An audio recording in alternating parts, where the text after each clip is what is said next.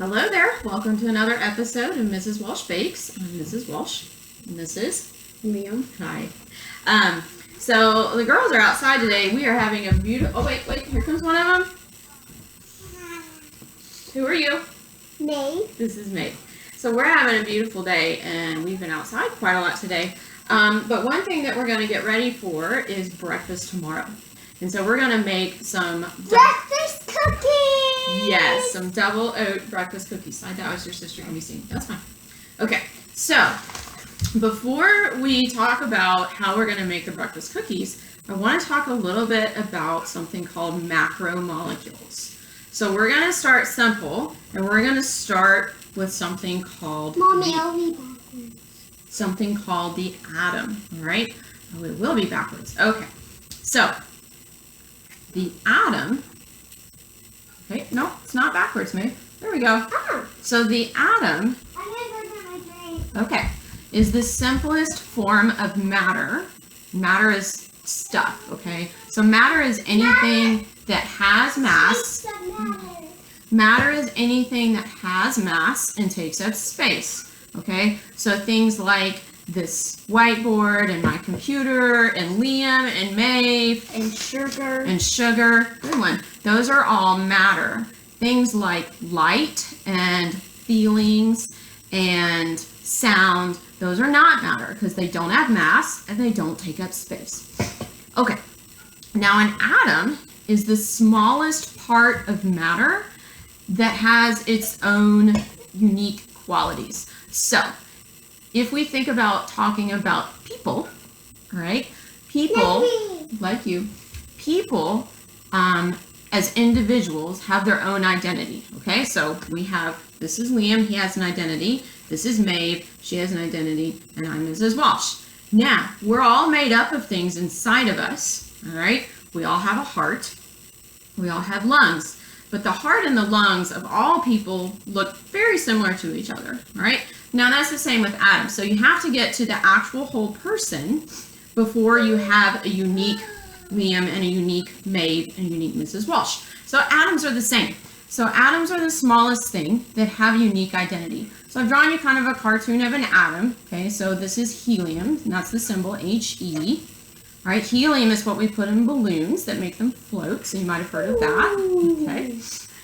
Now, when you take more than one atom and you stick them together so that they're going to stay connected, that's called a molecule. Okay, so here's a cartoon. I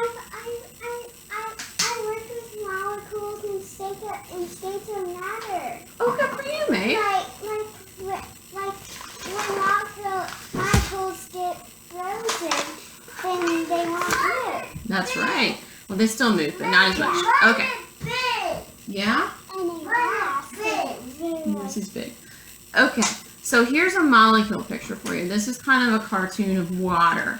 Water is kind of fun because it's all around us and it's something we know about, but it's also fun because I think it looks like Mickey Mouse. So I call that, look, see? Looks like a Mickey Mouse molecule there, okay? So molecule has got two or more atoms that are joined together. And so the formula for water over here, you can see, is H2O. So anytime we have more than one atom combined, then that's a molecule. All right, so today we're going to talk about something called macromolecules. And the prefix macro means big. Very good. So it's a big molecule. It's a big molecule. It's a big molecule, okay? So water has got how many atoms, Liam? How many atoms are in water there? 3. Right. So each water molecule has 3 atoms. Wait, oh. Macromolecules can have hundreds or thousands or tens of thousands of atoms. That's why we call them macro. They're very, very big. Wait. But all these atoms are combined. Yes? Does it mean there's 2 hydrogen atoms and 1 oxygen? Very good. That's exactly what that means. You are smart. All right, so there's 4 kinds of macromolecules. There's nucleic acids, which is DNA and RNA, if you know what that is. There's carbohydrates. There's lipids. And there's proteins. Now, protein is a word you might know. Like yogurt is protein. Yogurt has some protein in it, yes. Carbohydrates might not be a word you're as familiar with. Some people abbreviate that and call them carbs. So you might have heard them called carbs. Another word for carbohydrates is sugars. But that can be a little misleading to think about because the kind of sugar that we're used to thinking of, you've got it backwards. Oh. I guess it's on both sides. Okay. So the kind of sugar that you're used to thinking of is this, but there's a lot of different kinds of sugars. But that's beyond what we're going to get into. Okay. Lipids is another word for fats. All right. So we're going to not worry about the nucleic acids in this video. What we're going to talk about are carbohydrates, lipids, and proteins, because it's really important that you get all three of those from your diet. And your diet is just what you eat. Okay, so you need carbs because carbs give you energy, right? So you eat carbs and they break down and then that gives you energy. Lipids, fats, also give you energy, okay? But they're give you a different kind of energy, and you usually think of fat as storing energy. So if you have more energy than you need, then your body stores it in the form of fat. And then if you have a need for energy when you haven't eaten, then your body can burn the fat and get that back. The other thing that lipids do is they help us, there are some nutrients that you need, minerals and vitamins and things like that, that only dissolve in fats. So they help us get the goodness out of those things. And then you have proteins. Proteins are used to rebuild and repair things in your body, okay? So for example, your muscles. Protein helps you build muscles, and that's important when you're growing big and strong. So one reason that I like this breakfast cookies recipe is that it's got a pretty good balance of all three of these. It's got carbohydrates, lipids, and proteins. Cookies are usually pretty good at having carbohydrates and lipids, okay? So carbs and fat. Definitely fat. Definitely carbs too. There's usually a lot of sugar in cookies. Yeah. These cookies also have a fair bit of protein, and so that makes it a little more of a better choice if you're going to eat a cookie for breakfast, which I wouldn't recommend that you do every day, but sometimes it's fun as a special treat. And so this one's pretty good. All right, so we've already got in our mixer. What have we got in our mixer, Liam? It's like peanut butter and butter. Yeah, so in our mixer, we already put a stick of butter, and then, oops, that's not the mixer, a stick of butter, and then a half a cup of peanut butter. So that's equal amounts of butter and peanut butter. So Liam, if you want to go ahead and turn on the mixer for us and get those mixing, that would be good. And I'm going to give you a little bit of a tip. When you're measuring peanut butter, one way to keep the peanut butter from sticking to the, little higher. One way to keep the peanut butter from sticking to your measuring cup is to spray your measuring cup with a little bit of nonstick spray. So if you spray it with nonstick spray, it comes out much easier. All right, so let's get our recipe, which I did post on the page on Facebook if you're there. This is a Better Homes and Gardens recipe. You can just Google it if you're interested. It's called Double Oat Breakfast Cookies. So the next thing that we're going to put in, Liam, as soon as that gets going, is we're going to put in, it calls for 1 1/4 cups of sugar, which is quite a bit of sugar. We're going to back off just a little bit on that and go with 1 cup of sugar. That's the flour. We're going to go with 1 cup of sugar, which is still a fair bit of sugar, but this recipe does make a good 2 dozen cookies, so it'll be all right. Okay, so Liam, if you want to go over here and add a cup of sugar to this, here you go. I got it out.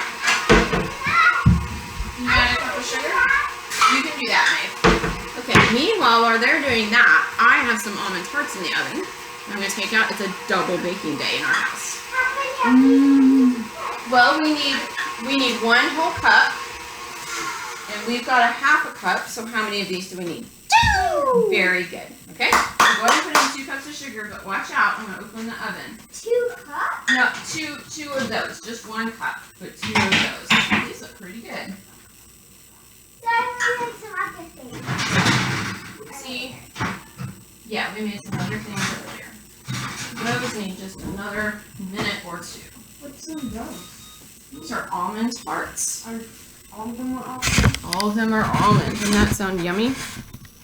There's the almond tarts. So one of the croissants I made yesterday was an almond filled croissant, and I ended up with lots of extra almond filling. So I decided to make a tartlets based off of the Bakewell tart, which has an almond filling and raspberry jam.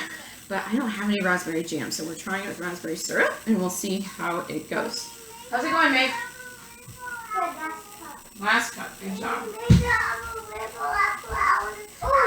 I crack the egg? Yeah, all right.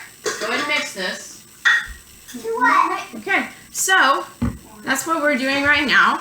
We're gonna go ahead and mix these up, and then we'll come back in just a minute and show you what the cookies look like just before you add in the Cheerios, and then we'll scoop them out, and that will be we'll be ready to bake them after that.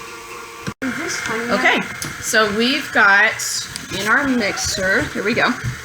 We've added in, we got peanut butter and butter. Go ahead, Maeve.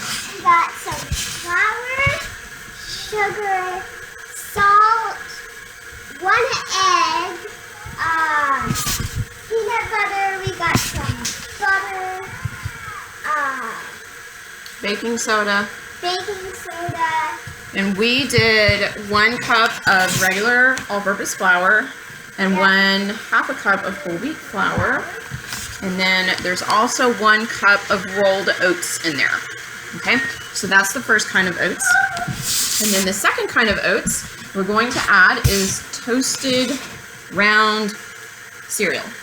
Okay, Cheerios. As in Cheerios. Cheerios. So we're going to add in 3 cups of Cheerios. Now, you're probably going to get to the point where you can't do it in your mixer anymore, but you can at least start. Okay? So then, after that, Liam, if you can go ahead and start adding the 3 cups of Cheerios. You can just use this 1/2 cup here.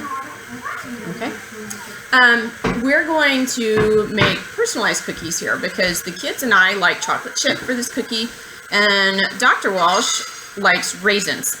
I'm not a raisin person, but that's fine. He is. And so it's easy to personalize this.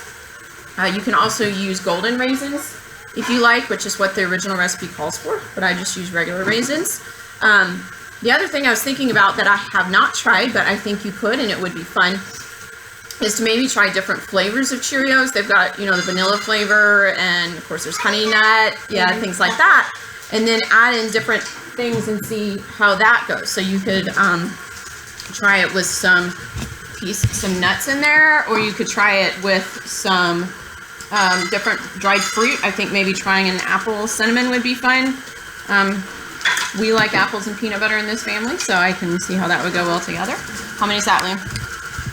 That would be 3. Oh, that's all 3? Yeah. Okay, turn off the mixer. It's handling it well. Yeah, it's handling it pretty well. Okay, so then the last thing we're gonna do is divide our dough into 2 parts and stir some chocolate chips into 1 part and stir the raisins into the other part. And we're probably gonna do a 1/3, 2/3 situation because we have more people that will eat the chocolate chip. Okay? So, yeah, so what we're gonna do is, Liam, if you'll scoop some of the dough out into a smaller bowl. Okay. That's what can make that. Maeve can do that. So Maeve, if you can scoop some of the dough out into a smaller bowl, and we'll mix in the raisins. And we'll show you what it looks like all scooped out in a minute. Okay, so we are to the part where we are scooping the cookies. Maeve is working on doing the chocolate chip ones right now. So you scoop them. These are pretty big. So you do a 1/4 of a cup. Good. And then you squish it with the back of the 1/4 of the cup. You mean you smack it? How do you squish it? So, you get it out. This one hates me.